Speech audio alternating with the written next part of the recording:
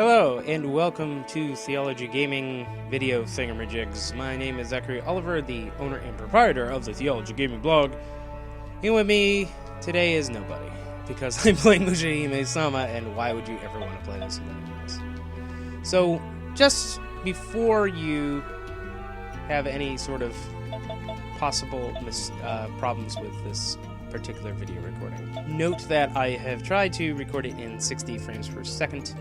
It appears quite smooth on my computer, but for whatever reason, my video recording software seems to jitter a little bit, so this won't be a perfect looking thing, but it will look good enough for video recording purposes.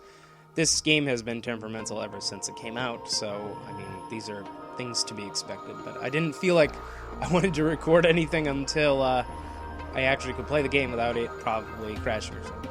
It didn't do it on my system, but it did on a lot of people's systems, so... And then the replay it didn't work out correctly, and all that sort of thing. So, big old mess. Eventually they fixed it. Pac-Man, please stop playing Fallout 4. Everyone, please stop playing Fallout 4. I am going to show you my normal run. Almost one credit clear. I don't know why I always end up making videos of this. If I do end up doing a one credit clear, I will show you, but I wanted to talk about this game in particular because this game is pretty darn great. It's very accessible, it has a bunch of modes, this is a DLC that used to cost like thousands of dollars, so all of this makes me very happy as somebody who actually already purchased the game on Xbox 360, but besides the point, for $15, I don't understand why anyone would not want to try this game. Anyway, I will show you maybe some of the reasons why. Alright, let's see if my replay actually saved. Yes, see? I made it to stage 5, which means I made it halfway through the last stage. The last stage is really long, and I made a lot of dumb mistakes towards the back end of the run, but that's all well and good. So, to talk about Mushihimesama, it's an arcade game that came out in 2004. It was one of Cave's first games that didn't involve manly spaceship shooters, and instead they were like, let's appeal to a more female audience. So they put a woman on a giant bug and made you shoot bugs instead of spaceships and stuff. As such, it's a little bit easier than the typical Cave game, which is a plus for anybody trying to get into the genre of the shooting game, as they call it in Japan. So if you've ever had any interest, I recommend you play it. It's pretty simple. There's only like a couple buttons. There's a shot button, there's a bomb button, and there's a rapid fire button. If you hold the shot button, you move really slow, which you'll need to see your hitbox and also not get hit. And I probably should just play the replay and see how things go. Alright, first replay, look. And pick S power if you want to survive an original. It's the smallest looking shot, but it's the one that'll help you succeed the most. Alright. So here we see the first stage is relatively easy, you know, after you play it enough times. If you pick up the little gems on the ground, it's also score. The important thing to know on Survivor of original mode is that you are trying to get 2.5 million points as quickly as possible without also dying. Because every time you get 2.5 million points, you get a score extend, which is functionally the equivalent of an extra life. So getting an extra life is really important if you want to make it through the game, and it's also useful for scoring purposes in this mode, because if you actually finish the game with as many lives as possible, you get 10 million points, I think, per life, which is more than you can get via any other method. So obviously the goal and intent is to make it through the game and not die. It's actually really easy, because in this mode, most of the bullets are aimed at you, so you just have to figure out how much you need to move. So one of the essential techniques is like tap dodging, which is basically you move a little bit to the left, a little bit to the right, continually to get rid of all the shots, because they're all going to aim right at you, so you just need to move away a little bit so you don't run out of room and die. And most of the first stage doesn't involve much of this. It's mostly just ducking and weaving through stuff, but it can help. Now in Mushihimesama, there's also a weird mechanic where, for whatever reason, the rapid shot and the shot button kind of work together and create what's called the super shot. So if you hold rapid fire like I'm doing and you tap the regular shot button, like, you know, you just jam on it, you do a ton more damage than you normally would. So as you can see here, I kind of know the pattern enough that it's not really a bother to me. at a point, I'm sure I'm going to hold on to the shot button, and you'll see a little crystal on top of the bug that she's riding. Rico, I guess is her name. And, see, that's the tap dog right there. And I knew when I was supposed to go around and knock it out. So first stage is relatively easy. And here, even here, you want to really collect all that stuff, because you never know what's going to happen. And at the end of each stage, there's a big thing summarizing the score. And you'll see you also get a bonus for every stage that you don't die. So that's also important to score. There's two actual power-ups. There's the normal power-up, which is like you just pick it up and you get more powerful shot, like that one. And it's like, oh, that's great. Then the other one, there's little bugs that follow you, as you can tell.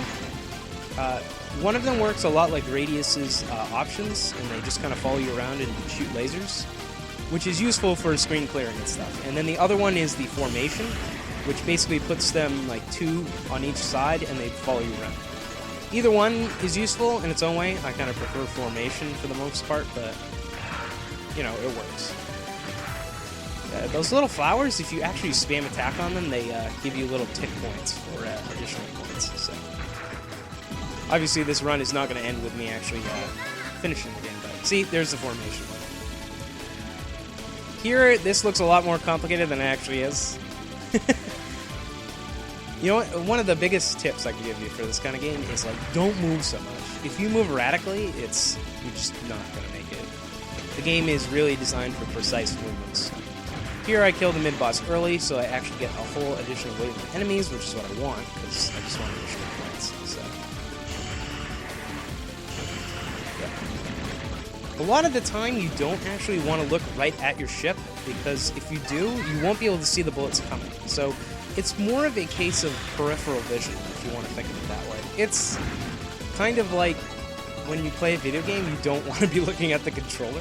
You really don't want to be looking at the hitbox, except in very precise circumstances, like bosses. Because in boss fights, you're not going to see like little sniper tanks come out and shoot you from the outside and try to wreck your perfectly done run, which is kind of what's happening right here. I'm sure there are more efficient ways to do it, but this is how I learned how to do it, so I'm actually really surprised that it did so well in this one, so yeah, and see, that's the trace power-up, and I don't want to pick it up, and I'm waiting for it to shift over to formation, because I just like formation better.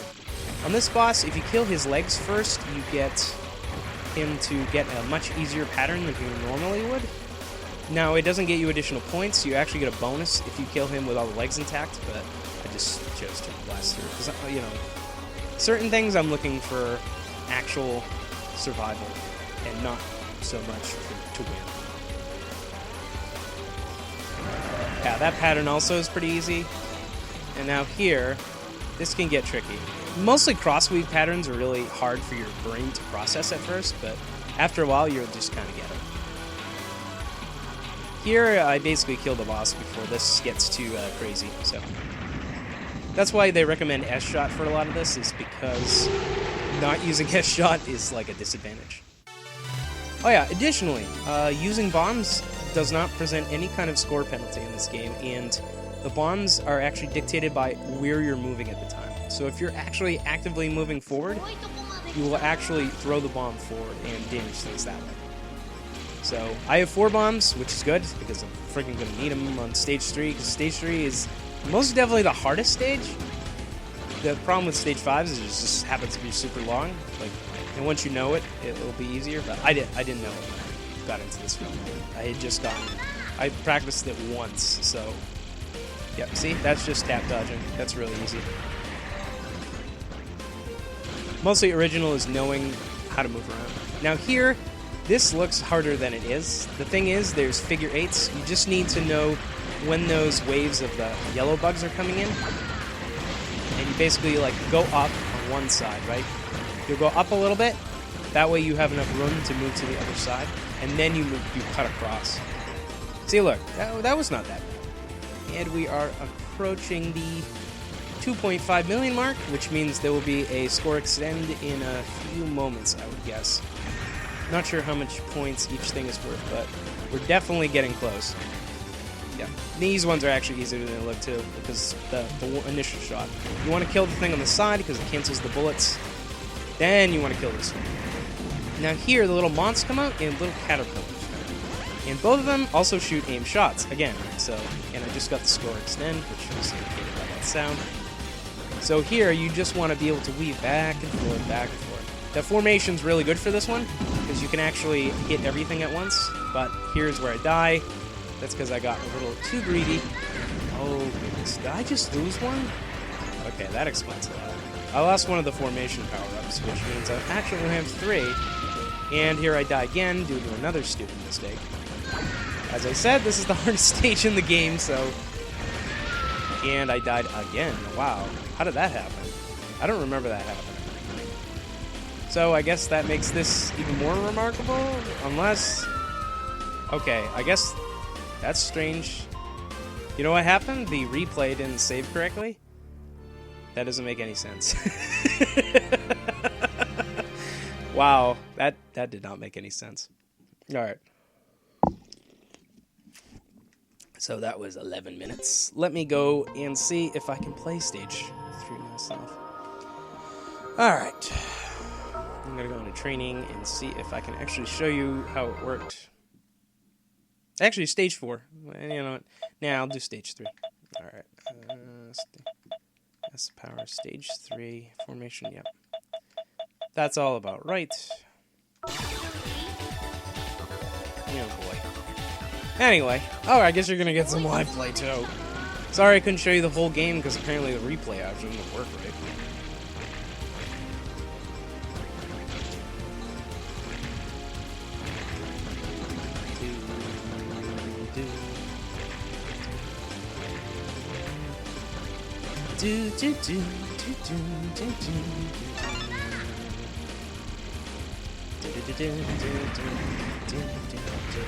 Yeah, this music's also awesome.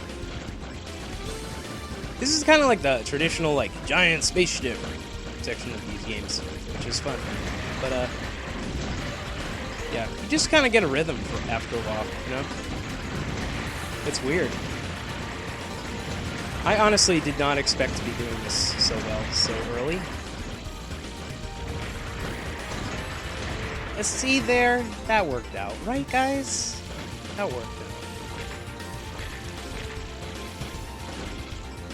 This button. Wow, that replay definitely did not work at all. Yep, see? Also, don't move when you don't need to. Actually, I'm playing this with an Xbox 360 controller, so if anybody's saying you can't play this without a joystick, they are obviously wrong. Although I would prefer one. The problem is I know that I made a huge mistake there, so that's my own fault, and I am gonna pay for it.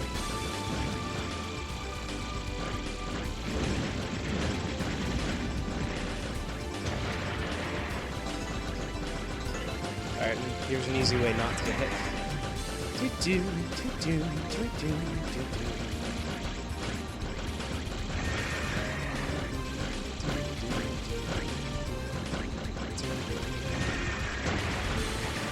This is mostly peripheral vision, and here the little bugs actually don't shoot you for whatever reason while this enemy's up, so now they will. But I just noticed that last night.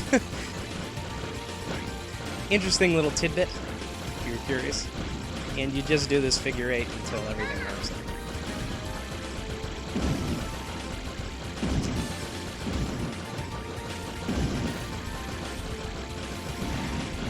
And yeah, see, formation really trivializes that in more ways than one.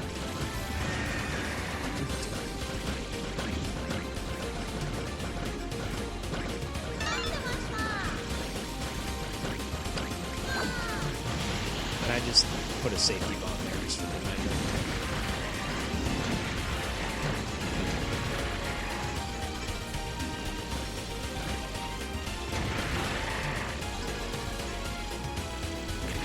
Oh, and you know what? I wasn't paying attention there, so that was my own bad. Alright, here is where it gets really difficult. Actually, if you kill all 8 parts of the boss, or little mid-boss here before, you actually will get an extra life, so it's worth your while to do. Oh, and I died again. I'm an idiot. Anyway.